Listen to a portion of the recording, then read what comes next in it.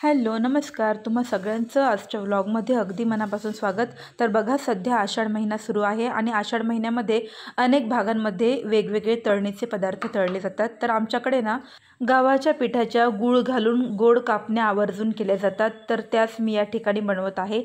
यासाठी मी 2 वाट्या गव्हाचं पीठ आणि अर्धी वाटी बेसन पीठ घेतलेलं आहे। आता कापण्याच्या पिठामध्ये टाकण्यासाठी बडीशोप या ठिकाणी मी भाजून घेत आहे।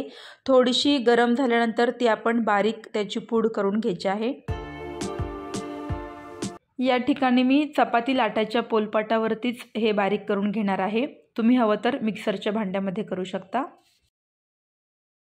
आणि सोबतच गॅसवरती मी 1.5 वाटी गूळ विरघळण्यासाठी ठेवलेला आहे। थोडंसं पाणी टाकून आपल्याला गूळ फक्त विरघळवून घ्यायचा आहे।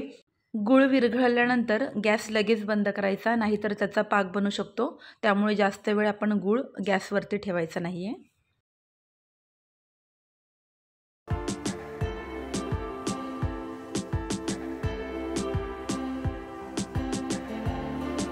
आता गव्हाचं आणि बेसन पीठ आपण जे घेतलेलं आहे ना, ते व्यवस्थित मिक्स करून घ्यायचं आणि यामध्ये अर्धा चमचा जायफळची पूड, अर्धा चमचा वेलची पूड, 1 चमचा बडीशोप आपण जी वाटून घेतलेली आहे ती, आणि 1 चमचा सुंठ पूड, अशा प्रकारे आपण हे साहित्य या पिठामध्ये टाकायचं आहे। याचबरोबर थोडासा ओवा सुद्धा मी या ठिकाणी टाकत आहे। जर तुम्हाला आवडत नसेल तर तुम्ही स्किप करू शकता। आणि चवीनुसार मीठ टाकून आपण हे सगळं साहित्य अगदी व्यवस्थित हाताने मिक्स करून घ्यायचं आहे। आणि 2 चमचे कडकडीत तेलाचं मोहन यामध्ये मी टाकणार आहे। कडकडीत तेलाचं मोहन टाकल्यामुळे आपल्या ज्या कापण्या आहेत ना, त्या खूप खुसखुशीत अशा होतात। तेल टाकल्यानंतर लगेच हाताने मिक्स करू नका, चटका लागू शकतो। आधी चमच्याच्या सहाय्याने आपण थोडंसं मिक्स करून घ्यायचं आणि एखाद्या मिनिटानंतर मग हाताने ते व्यवस्थित मिक्स करून घ्यायचं आहे।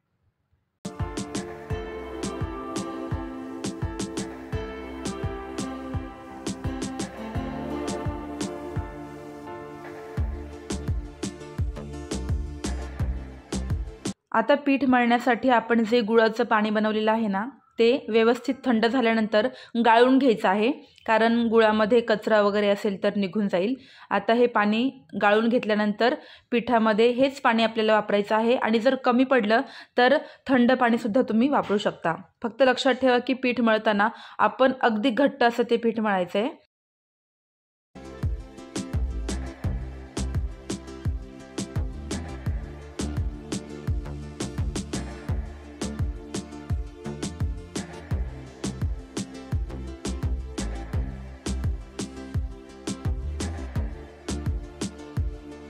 बघा, पिठाचा घट्ट असा गोळा तयार झालेला आहे। आता एकदा पीठ मळल्यानंतर लगेचच आपण या कापण्या करायला घ्यायच्या आहेत। जास्त वेळ ठेवायचा नाही, नाहीतर याला गुळामुळे पाणी सुटू शकतं।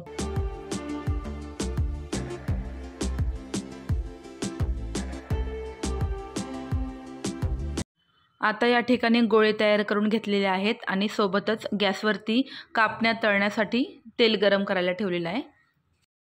पीठ लावून आपण हा गोळा लाटून घ्यायचा आहे। ज्याप्रमाणे आपण शंकरपाळी करतो ना, अगदी तशाच कापण्या सुद्धा केल्या जातात, पण कापण्या या डायमंड शेपमध्ये कट केल्या जातात। आपण ही पोळी लाटून झाल्यानंतर अगदी शेवटी खसखस जी आहे ती त्याच्यावरती पेरायची आहे दोन्ही साईडनी, आणि पुन्हा 1-2 वेळा तिला लाटून घ्यायचं आहे, जेणेकरून जी खसखस आहे ती त्या चपातीवरती फिक्स होईल। आणि शेवटी आपण डायमंड शेपमध्ये या कापण्या कापून घ्यायच्या आहेत। कापण्या तळताना गॅस मीडियम टू लो फ्लेमवरतीच ठेवायचा, म्हणजे कापण्या आतून कच्च्या राहणार नाहीत आणि वरूनसुद्धा छान खरपूस रंगावरती तळल्या जातील।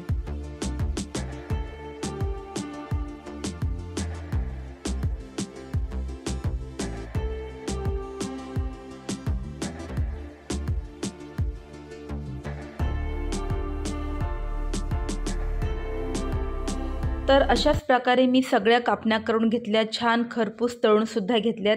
बघा किती छान कापण्या झालेल्या आहेत आणि रंगसुद्धा किती छान आलेला आहे।